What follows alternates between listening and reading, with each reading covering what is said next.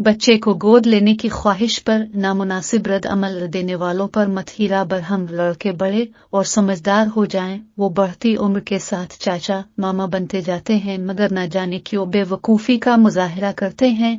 अदाकारा, मॉडल, गुलकारा और टीवी मेज़बान मतहीरा ने इंकिशाफ किया है कि फ़लस्तीनी यतीम बच्चे को गोद लेने की बात किए जाने पर मर्द हज़रात मुझे नामुनासिब पैगामात भेज रहे हैं। मतहीरा ने 3 दिन कबल इंस्टाग्राम स्टोरी में ख्वाहिश जाहिर की थी कि वो किसी यतीम फ़लस्तीनी बच्चे को गोद लेना चाहती हैं।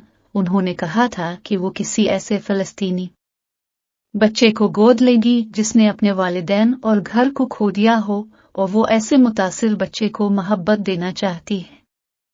ताहम मॉडल और गुलकारा की जानिब से फ़लस्तीनी बच्चे को गोद लेने की पोस्ट करने के बाद उन्हें नामुनासिब पैगामात मिल रहे हैं। मतहीरा ने कहा कि फ़लस्तीनी बच्चे को गोद लेने की बात करने